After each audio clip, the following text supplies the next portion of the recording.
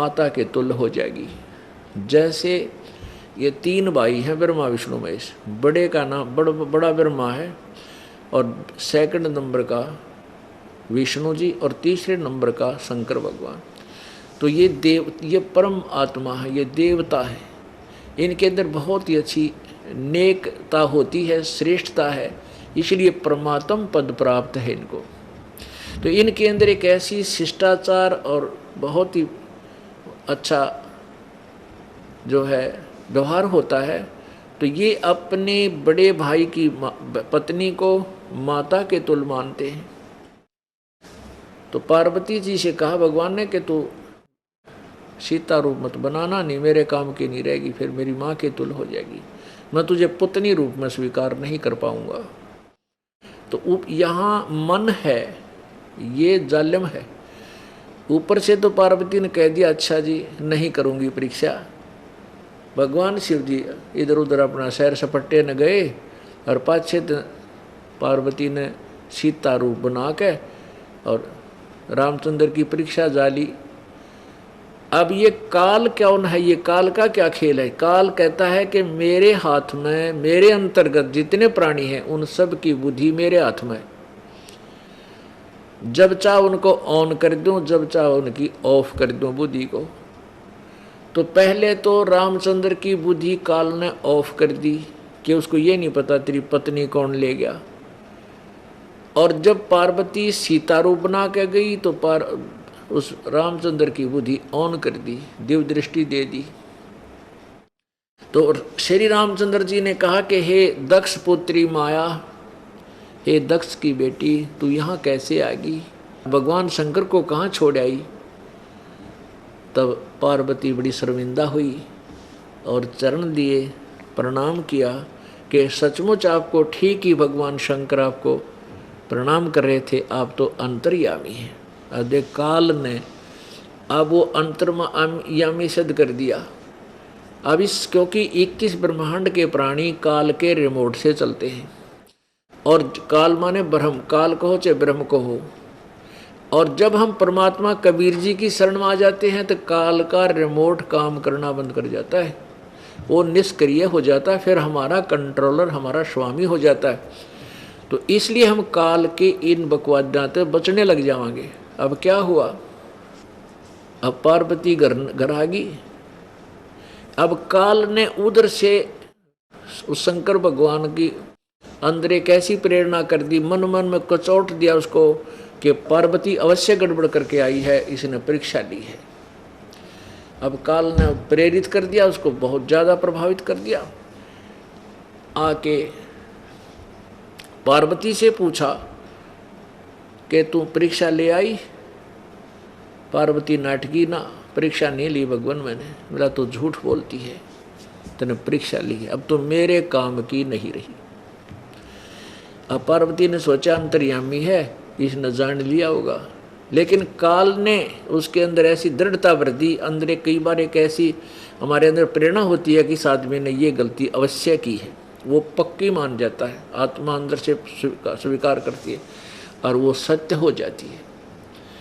पार्वती भी समझ गई कि ये तो भगवान है और जानेंगे तेरी नालायकी न, और ये पक्के अपनी जुबान के, अपने वचन के, अब तेरे को ये पत्नी रूप में स्वीकार नहीं करेंगे। अब पुण्य आत्माओं, अब जो गीता का ज्ञान दो तरफा दोगला है। स्वयं अर्जुन भी कहता है भगवान आपके ये दोगले से वचन मेरी समझ में नहीं आते। कभी तो आप कहते हो ज्ञान से कर्म श्रेष्ठ है, कभी आप ज्ञान की श्रेष्ठता बताते हो, कभी कुछ कहते हो। मुझे एक तरफा ज्ञान दो, ये दोगला ज्ञान तेरा मेरे समझ में नहीं आता। तो ये दोगला ज्ञान कैसे है गीता जी का? तो ये ऐसे है कि केवल अटकलबाजी लगाना कि जैसे युद्ध कर ले तेरे को पाप नहीं लगेगा, ये काल का अपना ज्ञान है। और जबकि युद्ध किया और पाप लगे, युधिष्ठिर को बुरे बुरे सौपन आने लगे। अर्जुन कृष्ण जी से पूछा तो उन्होंने बताया फिर बाद में, क्योंकि कृष्ण जी में उस समय काल नहीं था, बताया कि तुमने जो युद्ध में पाप किए, वो तुम्हें हत्याएं की, वो तुम्हारे पाप दुखी कर रहे। और गीता जी अध्याय नंबर 2 के श्लोक 37 और 38 में स्पष्ट किया कि अर्जुन तेरे दोनों हाथों में लड्डू हैं, यदि तू युद्ध में मारा गया तो स्वर्ग प्राप्ति होगी, और यदि युद्ध जीत गया तो पूरी पृथ्वी का राज्य भोगेगा। और तू युद्ध कर, लाभ हानि को भूल कर युद्ध कर, ऐसे युद्ध करेगा तो पाप को प्राप्त नहीं होगा, तेरे कोई पाप नहीं लगेगा। और फिर उसको पाप लगे, अश्वमेध यज्ञ किया, वो 3 ताप भी नहीं कटे, ना ब्रह्मा से, ना विष्णु से, ना शिव से, ना 88,000 देवताओं से, ना कृष्ण जी ने भी भोजन खा लिया था, वो शंख नहीं बजा, यज्ञ पूर्ण नहीं हुई। कबीर परमेश्वर ने आकर के अपने सुदर्शन नामक शिष्य का रूप धारण करके उनके पांडवों के 3 ताप भी परमेश्वर कबीर जी ने के आहार करने से कटे। इसलिए गरीबदास साहेब जी जब परमात्मा कबीर जी की महिमा से परिचित हुए, उन्होंने कहा कि तुम कौन राम का जपते जापम, अर्थात कटे न थरे 3 तापम। तुम किन भगवानों की भक्ति करते हैं जिससे तुम्हारे 3 ताप भी नष्ट नहीं हो सकते, तुम बात करो पूर्ण मोक्ष प्राप्ति की। तो ऐसे जो दोगला ज्ञान है गीता जी में, वेदों का ज्ञान वाला ज्ञान बिल्कुल ओके है, सरस्ट सही है। जहाँ इस काल ने अपने स्तर का ज्ञान दिया है जो वेद विरुद्ध है, वो गीता में बहुत ही 1-2% है। तो उसको बता रहे हैं कि जैसे वहाँ ये मन को रोकने का तरीका बता रहा है कि अभ्यास कर समाधिस्थ हो, अभ्यास कर एक आसन पर बैठकर, आसन इतना ऊंचा हो ना नीचा हो, ऐसा हो वैसा हो। और तीसरे अध्याय में उसको खंडन करता है कि अगर तू एक स्थान पर बैठकर साधना करेगा तो तेरा निर्वाह कैसे होगा। अगर तू कर्म सन्यासी बन गया, कर्म सन्यासी का अर्थ है कोई काम ना करे और आसन लगा कर बैठ जा, हठ योग करे। कहते तू अगर साधना करने लगा, एक स्थान पर बैठ गया, हठ योग करता रहेगा, और जो एक स्थान पर बैठकर हठ योग करते हैं वो मूर्ख लोग होते हैं, वो ढोंगी और दम्भी होते हैं। और फिर तेरा निर्वाह कैसे होगा अगर तू ऐसे बैठा रहेगा। अब यहाँ कह रहा कि तू एक आसन पर बैठ, अपना योग अभ्यास कर, तेरा मन डट जाएगा। ये है बैकांड की बात, ये है वेद विरुद्ध ज्ञान। और जैसे कर्म सन्यासी और कर्म सन्यासी से कर्म योगी श्रेष्ठ है। हमें जैसे युद्ध भी कर और सिमरन भी कर, ये ज्ञान ठीक है। नाम उठत नाम बैठत नाम सोत जागवे, नाम खाते नाम पीते नाम सेती लागवे। अब जैसे यजुर्वेद अध्याय नंबर 40 के श्लोक नंबर 15 में कहा कि ओम कर्तुम समर, किलवे समर और कर्तु समर। ओम नाम का जाप काम करते करते सिमरन करो, विशेष कसक के साथ सिमरन करो, और मनुष्य जीवन का प्रथम मूल कर्तव्य जानकर ओम नाम का जाप करो। अंतिम श्वास तक करो, जब तुम्हारा शरीर भस्म होगा, अंत होगा, तुम उस अमरत्व को प्राप्त होगे जो ओम नाम से प्राप्त होता है, जितना अमरत्व। यही स्वसम वेद यानी पूर्ण परमात्मा का ज्ञान बता रहा है कि नाम उठत नाम बैठत नाम सोत जागवे, नाम खाते नाम पीते नाम सेती लागवे। और अब यही गीता जी बता रही है कि गीता जी अध्याय नंबर 8 के श्लोक नंबर 7 में कहा कि अर्जुन तू हर समय में मेरा ध्यान भी कर, भजन भी कर और युद्ध भी कर। तो ये ज्ञान है वेदों वाला। और जो इसने बताया है कि आसन लगाकर हठ योग कर, ऐसे साधना कर, तेरा मन रुक जाएगा। अर्जुन कहा कि मन को रोकना तो मैं वायु को रोकने के तुल्य मानता हूँ। वो कहता हम बात तो ये भी ठीक है, सही कह रहा है, लेकिन इसका अभ्यास से इसको रोका जा सकता। वो अभ्यास बता रहा है, एक आसन पर बैठ, इतना ऊंचा हो इतना नीचा हो, अपने नाक पर ध्यान लगा और मन रुक जाएगा। अब उसी को क्लियर करने के लिए बता रहे हैं कि ये काल का अपना ज्ञान है, वेदों वाला ज्ञान नहीं है। जैसे भगवान शंकर ने मन में ठान ली कि अभी पार्वती से प्रिय मैं किसी को नहीं मानूं था, और आज इसने मेरे साथ धोखा कर दिया, झूठ बोलकर वह सीता बन बैठी, सीता राम के पास चली गई, राम विष्णु के पास, कल को या कुछ और भी हरकत कर सकती है, झूठी और कपटी है। तो इसलिए इसने क्या विचार किया कि मैंने शादी कराई, मेरे अंदर वासना थी, कामदेव रजोगुण प्रभावित हूँ मैं, मेरे अंदर ये प्रभाव था, तो इस विषय वासना मेरे अंदर थी, इसलिए मैंने ब्याह करवाना पड़ा। तो क्यों ना मैं अपने इस वासना को नष्ट करूं अभ्यास से। ना रहेगा बांस ना बजेगी बांसुरी। इस दृष्टिकोण से उन्होंने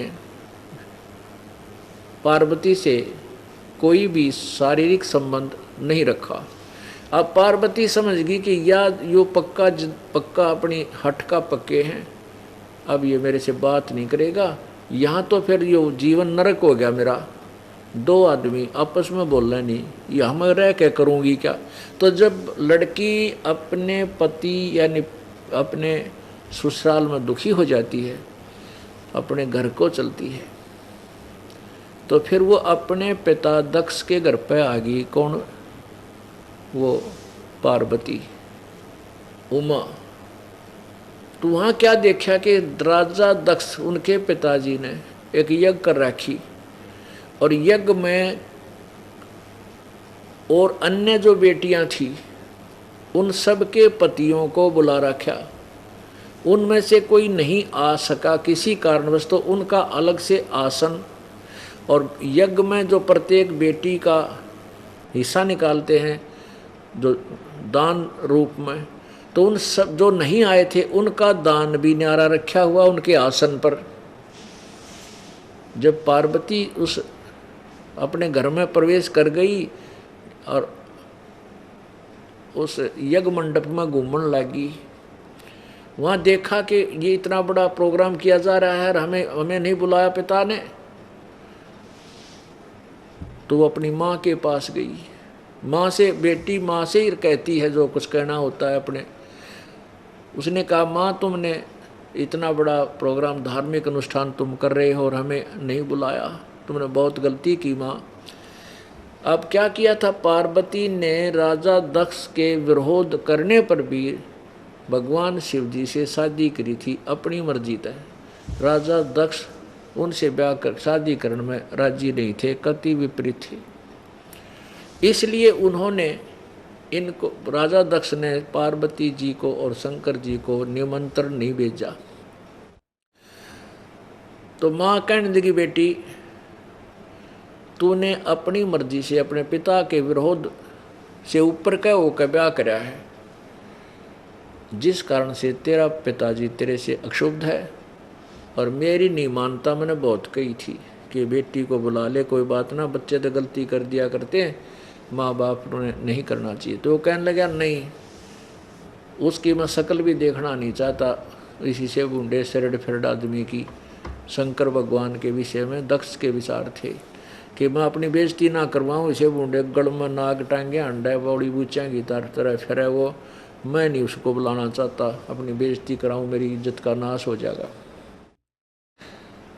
अब देखो पुण्यात्माओं, इन दक्ष राजा की बड़ी बड़ी महिमा गाई गई है इनमें पुराणों में। इनके विचार इतने घटिया थे, कोई बात थी या है? जिसको दुनिया भगवान माने शंकर ने, उसने बोली बूझ कर है, कितनी बुद्धि थी उस राजा दक्ष में। तो ऐसे ही बुद्धिहीन व्यक्ति पिछले संस्कार के चाहे वो राजा भी बन जाते हैं, अंत में विनाश को प्राप्त हुआ करते हैं। अपने संस्कार से राजा बन गया, लेकिन विवेकहीन राजा भी व्यर्थ होता है, वो प्रजा का नाशक होता है। ठीक है, उसका राज्य तो जब तक रहेगा जब तक उसके पुण्य है, परंतु पाप गणे को मालेगा वो। ऐसा ही राजा दक्ष था। फिर पार्वती ने राजा दक्ष से कहा कि पिताजी आपने अपने दामाद को आमंत्रित नहीं किया, ना हमें बुलाया। दक्ष के यही विचार थे कि कौन बुलाया उस अबसी को, मैंने अपनी इंसल्ट करानी है क्या, और तू किसके बुलाने से आ गई, तू कैसे आ गई, तेरे को मैंने बुलाया नहीं, तू कैसे आ गई, मेरे से ऊपर से होकर तूने शादी की थी और तू क्यों आई बिना बुलाई। इस बात का दुख मानेगी पार्वती जी कि उधर तो शिव जी बात नहीं करता मेरे, तो वहाँ करूँगी क्या जाकर अपने ससुराल में, और पीर में मेरा ये हाल। तो वो कहती हैं, पिताजी अब कराती हूँ तेरे यज्ञ को पूर्ण। वहाँ ये तो इतना बड़ा खड्डा बना के, गड्ढा सा बना के उसमें हवन कुंड बना रखा था, गिरा करते घी दड़ी दड़ी एक कौन सा करते डालना वैसे न।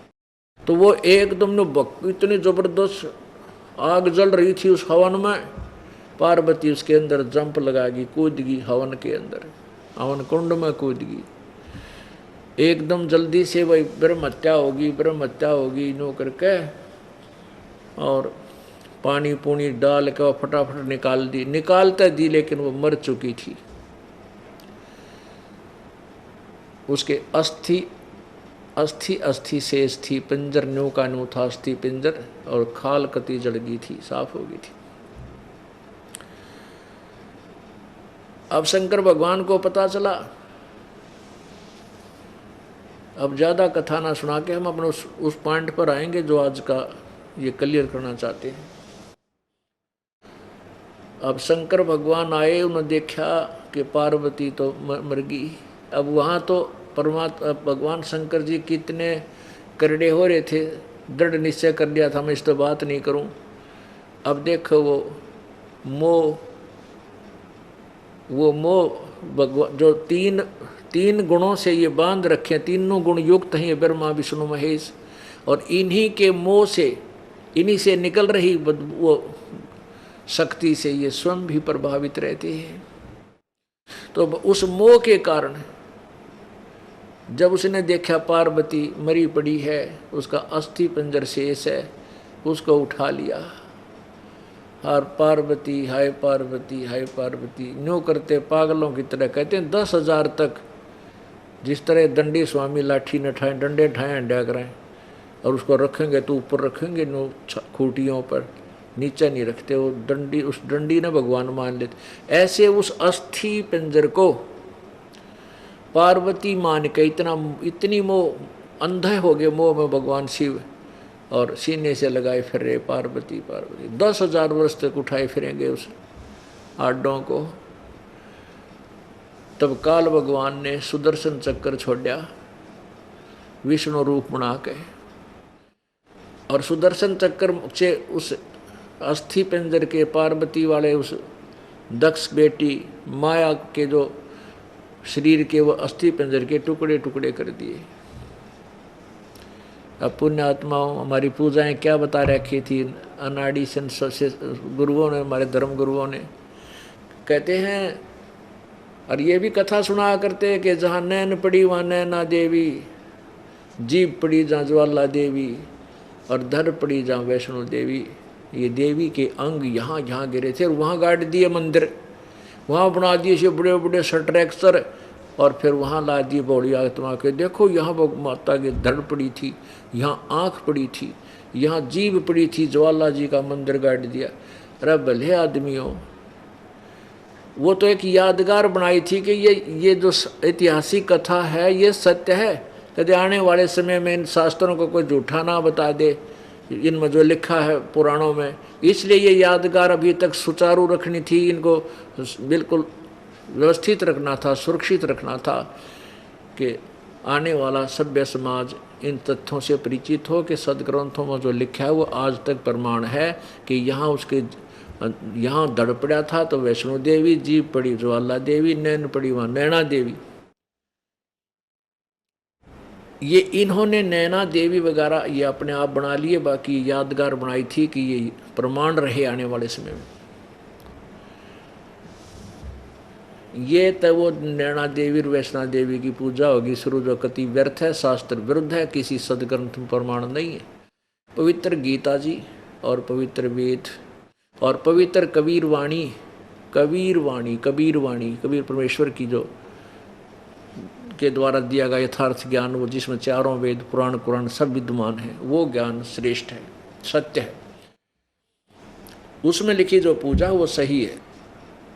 अब क्या होता, फिर भगवान शंकर को होश आया, अरे तेरे की तू तो बहुत गलत फंसा हुआ था। और ये तो फिर उसने क्या सोचा कि देख मैंने शादी कराई, ब्याह करवाया, विवाह हुआ तो स्त्री के जरूरत पड़ी, और ये स्त्री के कारण देखो पहले तो वो मेरे को धोखा देगी, फिर मैंने उसको त्याग दिया तो जल कर मर गई, और फिर उसमें ममता मेरी बन गई, तो क्यों ना ऐसा काम करूं, ना मैंने ये मेरे अंदर जो वासना थी या खत्म हो जा, ऐसा प्रयत्न करने के लिए उसने हठ योग किया। वही साधना की जो गीता में ज्ञान, गीता ज्ञान दाता जो छठे अध्याय में बता रहा है गीता जी में, कहता है कि इतना ऊंचा आसन हो, इतना ऐसा हो, फिर हट उससे तू अपने इनको मन को रोक। अब मन रोकना, अर्जुन कहे कि मन का रोकना तो भगवान मैंने सोचो हूँ भाई, मैं तो ये मानता हूँ वायु के रोकने तुल्य है, और वो कहता नहीं इसको अभ्यास से रोका जा सकता है। बात तो तेरी सही है। अब आपको वो कथा सुनाते हैं कि जिससे आप इस तत्व ज्ञान को समझ सकें कि जैसे भगवान शिव ने फिर क्या सोचा, भाई मैं इस कामदेव को नष्ट करूंगा, इसको खत्म कर दूंगा। 88,000 वर्ष तक, 88,000 वर्ष तक तप वो अपना हठ योग किया, और उसके बाद उसने मान लिया कि मैंने अपनी वासनाओं पर विजय पा ली और कामदेव को नष्ट कर दिया।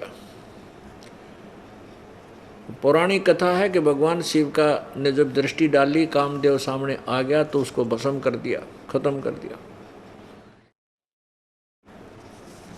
जो भी है,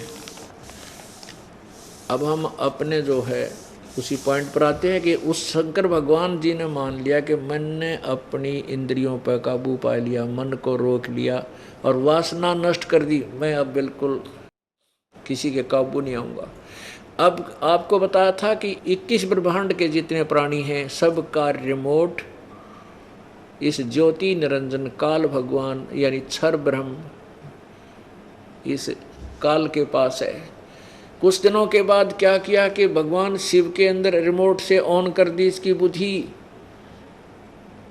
शंकर भगवान के मन में के आया, उसमें प्रेरणा हुई कि भाई जब सागर मंथन जब किया था उसने सुना है कि भगवान विष्णु ने एक सुंदर लड़की का रूप बनाया था, मोहिनी रूप बना के राक्षसों से अमृत का कलश ले लिया था और उनको शराब दे दी थी, वो शराब पी कर पड़ गए थे। और भगवान विष्णु ने वो अमृत का कलश राक्षसों से छीन लिया था, नहीं तो राक्षस देवताओं के काबू में नहीं आते, अमृत पी लेते थे। और भगवान शंकर के बारे में ये है कि उन्होंने विष पान कर लिया था, जो सागर मंथन में विष भी निकला था। और भगवान शंकर कहते हैं कि मैं तो विष पीने के बाद अचेत सा हो गया था, मुझे ध्यान नहीं, ना मैं देख पाया था कि भगवान विष्णु जी मोहिनी रूप लड़की के रूप में कितने सुंदर लग रहे होंगे। अब उसके मन में न्यू प्रेरणा कर दी काल ने, भगवान शंकर ने सोची विष्णु जी के पास चलता हूँ और उनसे आज वो रूप देखूंगा जो मोहिनी रूप ने उसमें बनाया था। इसी उद्देश्य को लेकर के भगवान विष्णु के लोक में पहुँच गए भगवान शंकर। और वहाँ कुशल मंगल के बाद भगवान शिव ने कहा कि हे भगवान, मैं आपसे आपके पास एक उद्देश्य लेकर आया हूँ, कृपा मेरा वो पूरा कीजिए। बताया कि मैं आपका वो मोहिनी रूप देखना चाहता हूँ जो आपने सागर मंथन के समय बनाया था, जो आपने देवताओं की रक्षा की थी, राक्षसों से वो अमृत कलश ले लिया था। अब विष्णु भगवान हंसन लगे कि बोले नाथ, अब जब तो कोई समय था, मैं भाई क्यों कर लड़की बनूँ, मैं तो शर्म आवे। अब शंकर भगवान बोला नहीं भगवान, आज तो मैं उद्देश्य ये लेकर आया हूँ, आप क्या वो रूप में देखूंगा ना, मैं तो यो बैठ गया आपके धरना देकर आपके द्वार पे, नहीं दिखाओगे मैं तो उठूँ को नहीं। अब भगवान विष्णु जी ने वो सोचा कि भाई ये महादेव है, ये उठे को नहीं। 88,000 वर्ष वहाँ बैठ कर आ गया, री यो यहाँ बैठ गया मेरे वरना आगे मेरे द्वार पे, तो यो कति नहीं उठे। उन्होंने सोची अच्छा भाई, मन में सोची चल इस पीछा छुटाऊँ, इसने दिखा दूँ मोहिनी रूप। तो न्यू पूछा, न्यू ये प्रश्न कराया था भगवान शंकर ने कि आपने उन राक्षसों को कैसे बॉडी बूच बना दिया। मैं तो न्यू देखना चाहूँ कि आपका ऐसा किसा रूप था सुंदर। वो अमृत ने भी भूल कर आपका पीछे लाग लिए थे। अब भगवान विष्णु जी ने बोले, भोलेनाथ आप तो ऐसी ही बात करते हो, लड़की भी बना जाकर मेरा क्यों कर बनो लड़की, बता। न्यू कह कर वो अपने घर में चले गए अंदर ने। और शंकर भगवान बैठे बाहर बरंडा में, और सामने इतना सुंदर बाग बगीचे, वहाँ स्वर्ग के बहुत सुंदर फल वृक्ष, फूलों की बाड़ियाँ, बहुत बगीचे, बहुत सुंदर बाग। और भगवान अंदर गए थे, अंदर विष्णु जी, और वहाँ से अंतर ध्यान होकर जहाँ भगवान शंकर इधर उधर देख रहे थे बाग की तरफ, वहाँ एक सुंदर लड़की का रूप बना लिया। अर्धनगन शरीर, अर्धनगन कपड़े पहन के पारदर्शक, और भगवान विष्णु वो लड़की सामने घूम रही थी, थोड़ा गहरे जंगल में ध्यान से देखने से दिखाई दे रही थी। तो भगवान शंकर ने देखा इधर उधर और चल पड़े उस लड़की की प्राप्ति के लिए। और वो लड़की आगे को गहरे से जंगल में ऐसे घूमती घामती टेढ़ी सी मेढ़ी से ऐसे चलने लगी। कहने का भाव ये है कि भगवान शंकर ने अच्छी स्पीड खींच के उस लड़की का हाथ पकड़ दिया, और वहां तक भगवान शंकर का वैसे भी बुरा हाल हो लिया था, ऐसा लिखा पुराणों में। तो जो ही उसने हाथ पकड़ा तो भगवान विष्णु जी उसी अपने वास्तविक रूप में, नर रूप में आ गए। तब भगवान शंकर विष्णु बोले, भाई देख भगवान जी, हे भोलेनाथ, जिस तरह तो बॉडी बूच बना दिया मैंने, ऐसे ही वह राक्षस बॉडी बूच बना दिए थे। अब आप वहाँ इब्ता अंडी पाक आए थे, मैं सब कुछ जीत लिया, रिन्यू कर लिया। अब देख आप कहाँ से मेरे पीछे पीछे भाग रहे थे। ये रूप था मेरा वहाँ पर उस टाइम। तो भगवान शंकर बड़े शर्मिंदा हुए हैं, और फिर ब्याह करवाया। तो कहने का भाव ये है पुण्यात्माओं, कहते हैं विकार मरे मत जानियो, जो भूबल में आगे। कहते तुमने सोचो इन ऊपर ले इन साधनाओं से तुम्हारे विकार मर जाएंगे, मरते नहीं।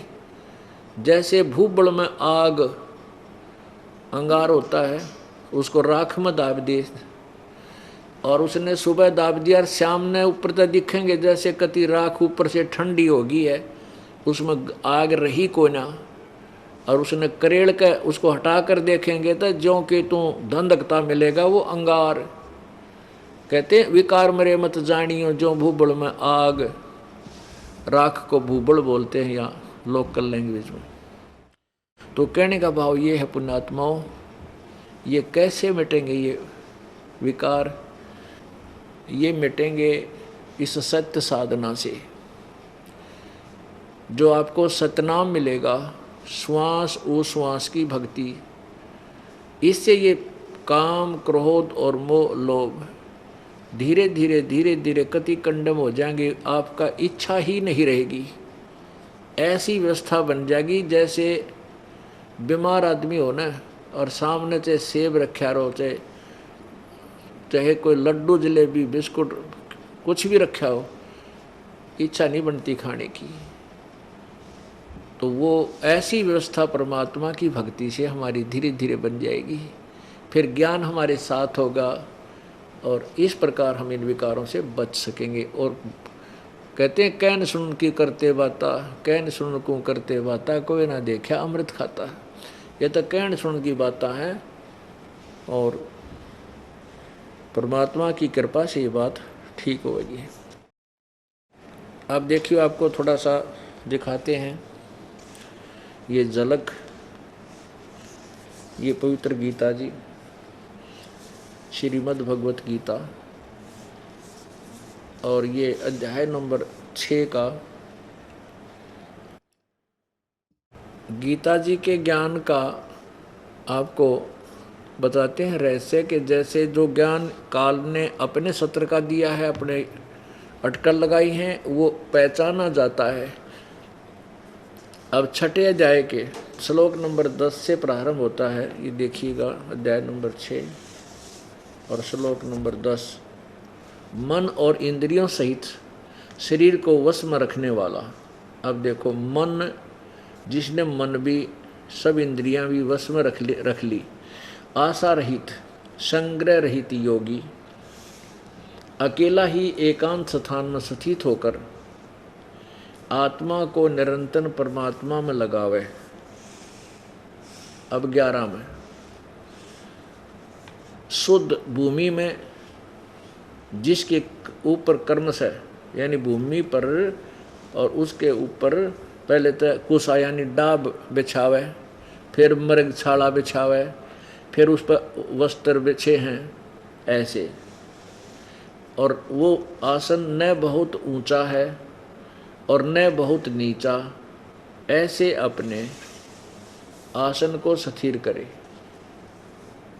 आसन को स्थिर स्थापन करे।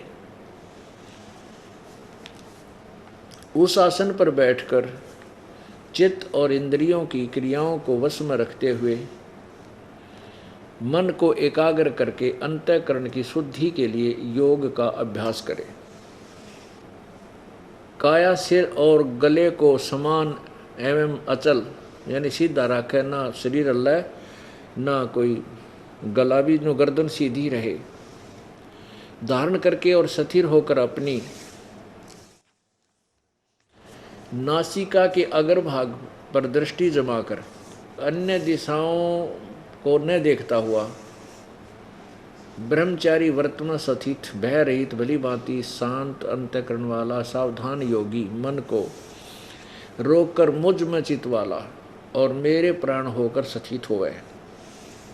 वश में किए हुए मन वाला योगी, अब मन जिसने काबू कर लिया हो, वश में किया हुआ मन वाला, वश में किए मन वाला योगी इस प्रकार, ये 15वां है 6ठे अध्याय का, आत्मा को निरंतर मुझ परमेश्वर के स्वरूप में लगाता हुआ मुझ में रहने वाली परमानंद की प्रकाष्ठ रूपी शांति को प्राप्त हो जाता है। अब पुण्यात्माओं, अब हम गीता जी के ज्ञान को पढ़ रहे हैं, समझना है। पढ़ते को तो इसको 5500 वर्ष हो गए, कोई नहीं समझ सका। अब इस दास के ऊपर कबीर परमात्मा की रजा हुई, परमेश्वर की। अब इस दास ने इसको पढ़ा और फिर समझा। अरे आपको सुना रहा हूँ, समझा रहा हूँ, क्योंकि मैं एक आध्यात्मिक टीचर बना दिया भगवान ने।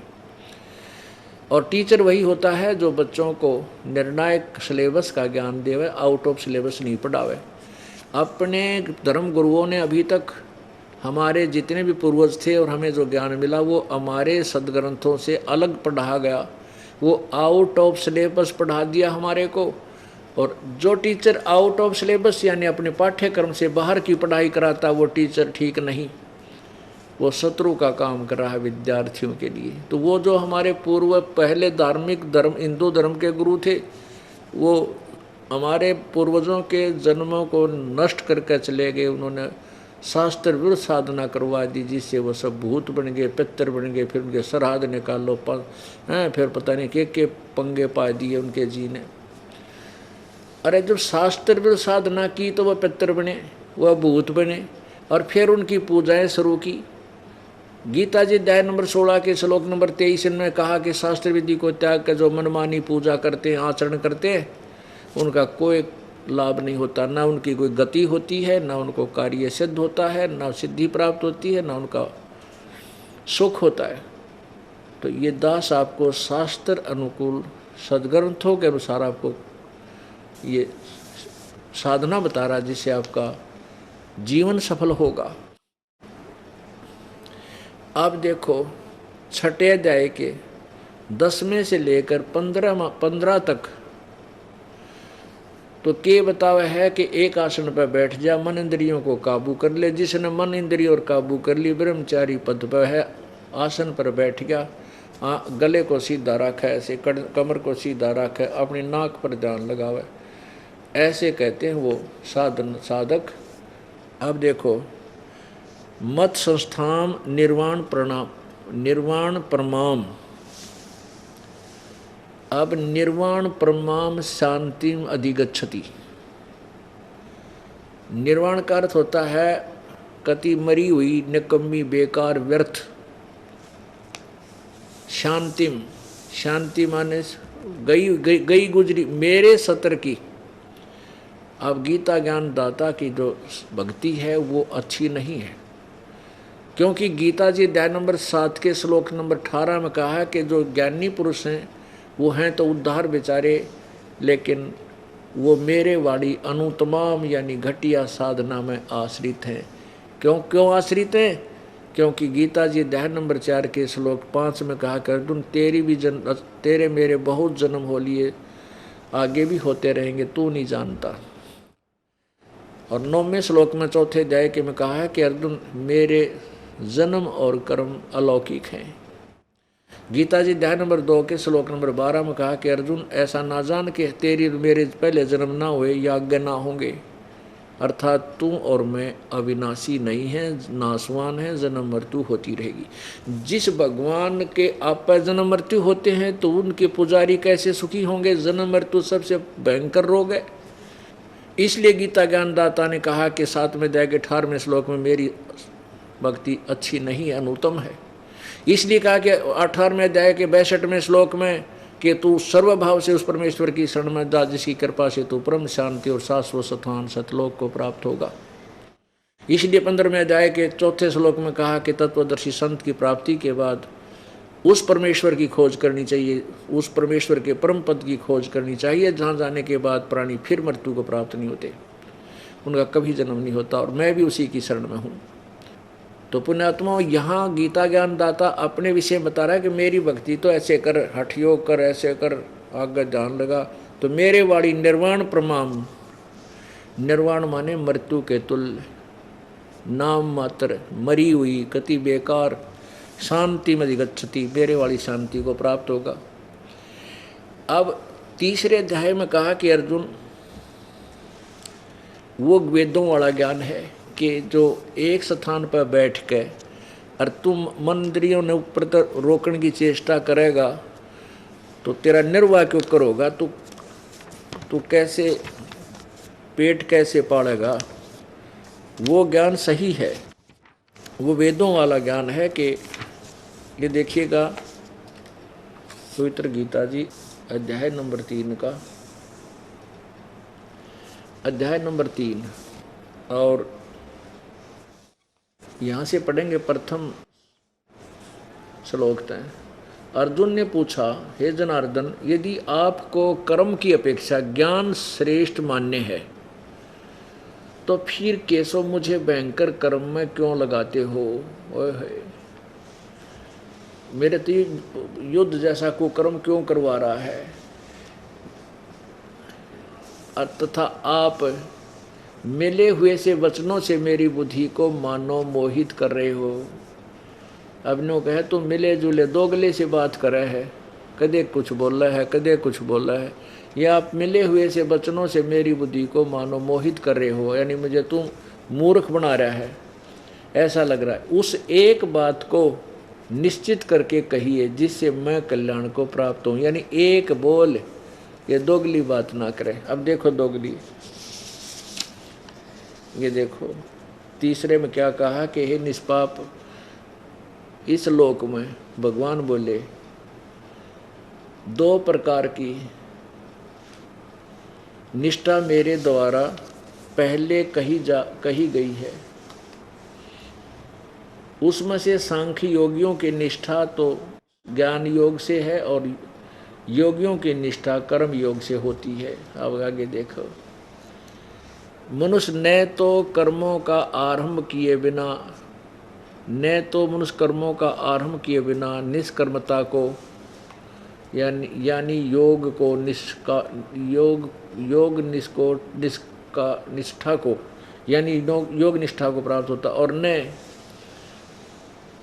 कर्मों का केवल मात्र त्याग मात्र से सिद्धि यानी सांख्य निष्ठा को प्राप्त होता है। अब 5वें में निसंदेह कोई भी मनुष्य किसी भी काल में क्षण मात्र में भी बिना कर्म के नहीं रहता, क्योंकि सारा मनुष्य समुदाय प्रकृति जन 3 गुणों द्वारा परवश किया हुआ कर्म करने के लिए बाध्य किया जाता है।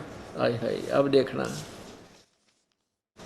अब छठे श्लोक में, जो मूढ़ बुद्धि मनुष्य समस्त इंद्रियों को हठपूर्वक ऊपर से रोककर मन से इंद्रियों के विषयों का चिंतन करता रहता है, वह मिथ्याचारी अर्थात दम भी कहता है। फिर आगे देखो, किंतु हे अर्जुन, जो पुरुष मन से इंद्रियों को वश में करके अनासक्त हुआ, समस्त इंद्रियों को कर्म योग का आचरण कर, समस्त इंद्रियों द्वारा कर्म योग का, अब कर्म योग समझना, काम करते करते साधना करने वाले को कर्म योग कहते हैं, कर्म योग का आचरण करता है, वही श्रेष्ठ है। अब 8वें में, ये 8वां है, तू शास्त्र विहित कर्तव्य कर्म कर, शास्त्र विहित यानी शास्त्रों अनुसार कर्म कर, क्योंकि कर्म न करने की अपेक्षा कर्म करना श्रेष्ठ है। और कर्म ना करने से तेरा शरीर निर्वाह भी नहीं सिद्ध होगा, यानी तेरा पेट के ऊपर पड़ेगा जो एक स्थान पर बैठ कर और हठ योग करता रहा। अपुण्य आत्माओं, इससे क्या सिद्ध हो गया कि इसमें जो ये डुप्लीकेट मिला जुला जो ज्ञान है, दोगला सा, ये काल ने अपने सत्र की साधना बताई है। जैसे ब्रह्मा जी की उत्पत्ति हुई, उत्पत्ति का तात्पर्य है कि काल ने इनको जन्म, दुर्गा से, काल के संयोग से दुर्गा से इनका जन्म है तीनों का, और ये तीनों को बालकपन से ही अचेत कर देते हैं, इनको कोमा में रखते हैं, बेहोश रखते हैं। जब ये युवा हो जाते हैं तो ब्रह्मा को कमल के फूल पे, विष्णु को कित शेषनाग की सैया पे, और कैलाश पर्वत पर शंकर ने वहाँ सचेत कर देते हैं, जहाँ पर ये पहले से अचेत रखे हुए, फिर ये उठ आठ कर घूम घाम के इकट्ठे हो जाते हैं। तो जब ब्रह्मा जी कहते हैं अपने पुत्र नारद से, जब नारद जी ने पूछा कि पिताजी, इस ब्रह्मांड की रचना आपने की है, देवी भागवत के 3रे स्कंद में आपने की है, या भगवान शंकर ने की है, विष्णु जी ने की है, या कोई इसका और रचयिता है, मुझे इसका सच्चा ज्ञान बताना। तब ब्रह्मा जी कहते हैं, बेटा नारद, इस प्रश्न का मैं क्या उत्तर दूं? जब मैं जब कमल के फूल पर प्रकट हुआ, जब मेरा जन्म जब कमल के फूल पर हुआ, तो मैंने क्या देखा? सब जगह जल ही जल था, जल ही जल था, कि तो और छोर नहीं था। तो आकाशवाणी हुई कि तप करो, तप करो। मैंने 1000 वर्ष तक तप किया, और फिर कहा सृष्टि करो। फिर मैंने सोची किसकी सृष्टि करूं? फिर ब्रह्मा विष्णु महेश वहाँ इकट्ठे हो गए। फिर दुर्गा आई, विष्णु जी बेहोश पड़े थे, उसमें से एक औरत निकली दुर्गा, क्योंकि ये बेहोश अचेत रखते हैं, ये बेहोश कर देते हैं, जैसे किसी भूत पड़ जा तो वो पड़ जाता है ऐसे बेहोश होकर के। तो विष्णु जी बाहर निकले, विष्णु जी से वह दुर्गा बाहर निकली और शक्ति, तो वो सचेत हो गया। फिर शंकर भी आ गया। देवी भागवत के 3रे स्कंद को आपको सामने पढ़ कर सुनाऊंगा। तो क्या हुआ कि वह तीनों इकट्ठे हो गए, फिर उनको श्रेष्ठी कर्म पर ला दिया। तो कहने का भाव ये है कि जो तप करने का आकाशवाणी करी, ये ब्रह्म ने करी, ज्योति निरंजन काल ने, ये क्षर ब्रह्म ने। और उसके बाद जब ब्रह्मा को वेद दिए, तो वेदों को ब्रह्मा ने तो बाद में पढ़ा। पहले हठ योग जो आकाशवाणी काल ने की थी कि तप करो, तो वो भी तप कराया। तो ब्रह्मा जी ने अपने ज्ञान में यो दोगला ज्ञान घोल लिया, मिला लिया। वेदों वाला ज्ञान भी ओम नाम का जाप और 5 यज्ञ, ये तो वेद ज्ञान है। यही गीता जी के अध्याय नंबर 3 में ही आगे चल के इन यज्ञों के विषय में लिखा है कि यज्ञ करो, ऐसे ऐसे यज्ञ, 5 प्रकार की यज्ञ होती हैं। और 8वें अध्याय के 13वें श्लोक में लिखा कि मेरा तो ओम मंत्र है, इसी का जाप अंतिम श्वास तक करो तो मेरे वाली गति को प्राप्त होगे। तो कहने का भाव यह है कि इस काल ने अपनी टांग बीच में अड़ा दी प्रत्येक शास्त्र में। वेदों में नहीं मिलावट कर सका, वेदों का ज्ञान इसने गीता रूप में दिया है। और उधर से ब्रह्मा जी ने सोचा कि जो तप करने का आदेश है ये परमात्मा का है। आकाशवाणी परमात्मा की मान ली, पूर्ण ब्रह्म की, और या थी काल की, जो वेदों के विपरीत है, गीता जी के विपरीत है। अब तीसरा अध्याय में स्पष्ट किया है कि जो हट करके पर ऊपर बैठ भी जाता है तो मन से इंद्रियों का सिमरण रहता है, वो लाभ नहीं होगा उसे। तो अगर तू बैठा रहेगा, एक स्थान पर बैठ कर हठ योग करता रहेगा, तेरा पेट के ऊपर पड़ेगा। इसलिए कर्म संन्यास से कर्म योग श्रेष्ठ है। काम छोड़ के एक स्थान पर बैठने से काम करते करते 7वें अध्याय के 8वें अध्याय के 7वें श्लोक में लिखे, अर्जुन तो युद्ध भी कर, मेरा सिमरण भी कर। ये वेद ज्ञान है। यही ज्ञान परमेश्वर कबीर जी ने बताया कि नाम उठत नाम बैठत नाम सोवत जागवे, नाम खाते नाम पीते नाम से ती लागवे। ये तपस्याएं करने से, हठ योग करके साधना करने से, ऐसे बैठ जाने से इसमें सिद्धियां आ जाती हैं। ये 2.5 घंटे सुबह 2.5 घंटे शाम ने बैठनिया मत तक खक भी नहीं आना। वो तो बहुत समय लंबे तक बैठा करते थे, बड़ी बड़ी आयु होती थी, तो उससे मोक्ष नहीं होता, सिद्धियां आ जाती थी। कैसी सिद्धियां आ जाती थी? जैसे अगस्त ऋषि में सिद्धि आ गई सारे सागर को पीने की, तो के पार हो गया, सागर पी लिया था। ये सिद्धि एक सागर, एक सिद्धि सब सागर पीवे, एक सिद्धि जो बहुत जुग जीवे, एक सिद्धि जो पवन स्वरूपी, एक सिद्धि हो अनुरूपी, एक सिद्धि जल पैर न लाई, एक सिद्धि आकाश से उड़ जाई, इन 24 को ना मन चावे, सो हंसा सतलोक से दावे। ये 24 प्रकार की सिद्धि परमात्मा कहते हैं हमारे इस नाम में आ जाएंगी, जो भक्ति हम आपको बता रहे हैं। लेकिन इनमें से सिद्धि मत प्रयोग करना, ये तुम्हारी शत्रु बन जाएंगी। अब ये संतों के, इन ऋषियों के पास खक भी नहीं था, केवल सिद्धियां थी। और इन सिद्धियों के कारण ये एक दूसरे पर प्रभु पाक गए। अब फिर जाकर पशु जोनि प्राप्त कर ली, यहाँ प्रभुता प्राप्त कर गए। क्योंकि ये सिद्धियाँ क्या चीज़ है? जैसे वर्षा के मौसम में आप देखते हो इन ट्यूबलाइटों के ऊपर चींटियाँ आ जाती हैं पंखों वाली, और पहले वो बिलों में घुसी हुई थी, और वहाँ पर ऐसी चींटियाँ भी थी जिनका पंख नहीं है। तो वो बिना पंख वाली चींटी, उन पंख वाली चींटियों को तो भगवान मान रही थी कि ये तो जब मर्जी उड़ जाती है, इनको तो ये तो बड़ी पहुँच वाली है। फिर वो क्या होती हैं, वो उड़ने लगती हैं उस बल्लभ के चारों तरफ, ट्यूब के चारों तरफ मंडरा के वो उनकी पाखें टूट जाती हैं, वो पंख टूट जाती हैं, गिर जाती हैं। गिरने के बाद वो चींटी की चिट्टी रह जाती हैं। ऐसे ही ये सिद्धि प्राप्त जो ऋषि थे, आकाश में उड़ जावे थे, हमारे लिए तो भगवान दिखाई दे थे। अब जब उनकी वो सिद्धि उन्होंने जो प्राप्त की थी साधना से, वो डिस्चार्ज होगी, फिर वो जीव के जीव हो जाते हैं, पशु योनि में आते हैं। कहते हैं सुखदेव ने 84 भुक्ति बना पजावे खरवो, तेरी क्या बुनियाद पुरानी तो पेंडा पंथ पकड़वो। सुखदेव जैसे ऋषि ने भी सिद्धियाँ, आकाश में उड़ जाने की सिद्धियाँ थी उसके पास, और कहते हैं उसने भी परमात्मा का मार्ग सही ना मिलने से, और फिर गधे की योनि को प्राप्त हुई आकाश में उड़ने वाले ने। तो यहाँ परमात्मा बताना चाहते हैं कि जब तक तुम्हें तत्व ज्ञान नहीं होगा, तुम भ्रमित रहोगे, छोटी सी किसी साधक से प्रभावित हो, उसके पीछे लग कर अपना जीवन बर्बाद कर लोगे, वो साधना तुम्हारी गलत होगी। और यथार्थ ज्ञान ग्रहण करो। बोलो सतगुरुदेव। परम पिता परमात्मा,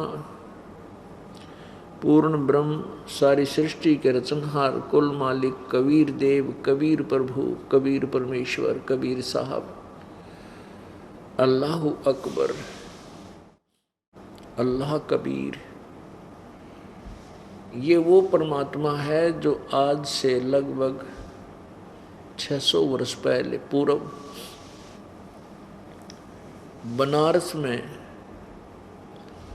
एक जुलाहे की भूमिका किया करता था, जिसको लोग धानक कहा करते थे, गरीब शूद्र कहा करते थे। वो परमात्मा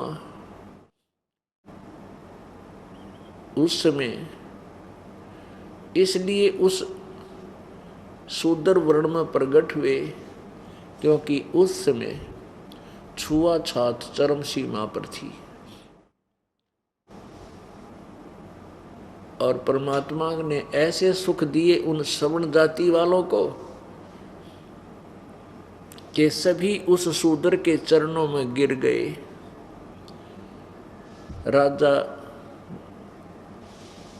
काशी नरेश, वीरदेव सिंह बघेल, दिल्ली के बादशाह सिकंदर लोधी, मगहर नवाब, बिजली खान पठान आदि आदि उस परमेश्वर की असीम शक्ति को देखकर उनके चरणों में गिर गए। जनसाधारण का तो कहना ही क्या, ब्राह्मण क्या और दूसरी जाति क्या, सब उनके परमात्मा कबीर जी के शरणों में उस समय गिर गए जब ये छुआछूत चरम सीमा पर थी। ब्राह्मण लोग शूद्र जाति वालों के तक कपड़े भी टच नहीं होने दिया करते थे। उस समय 104 साल के महात्मा उस ब्राह्मण महर्षि रामानंद जी को परमात्मा ने अपनी सतीथि से परिचित करवाया और वो ब्राह्मण परमात्मा के चरणों में गिर गया, उस शूद्र के चरणों में गिर गया। परमेश्वर ये दिखाना चाहते थे कि बच्चों, परमेश्वर के मेरे पाने के लिए, यानी प्रभु पाने के लिए कोई विशेष जाति, उच्च जाति की आवश्यकता नहीं, या सेठ साहूकार होना आवश्यक नहीं। ये नहीं है कि उच्च जाति वाले या सेठ साहूकार भक्ति नहीं कर सकते, लेकिन जैसा कि हमने मान रखा था कि ब्राह्मण लोग उस समय अन्य जाति वालों को भक्ति विधि नहीं बताते थे, उनको तो केवल गुमराह किया करते थे। श्राद्ध निकाल ले, तेरा पिताजी ऐसे बन गया, वो भूत बन गया, मैंने स्वप्न में दिखाई दिया था, स्वर्ग में भूखा बैठा है, ऐसे बहकाया करते थे। और वो स्वयं ही केवल भक्ति यानी परमात्मा की नाम की दीक्षा ब्राह्मण को ही देता था। उस समय इस गढ़ को तोड़ा था परमेश्वर ने आकर के। इसलिए परमेश्वर ने वो जुल्हा रूप में एक अभिनय किया था, एक रोल किया था। तो उसमें परमेश्वर आकर के हमें ये ज्ञान दिया करते थे। क्या कहते थे?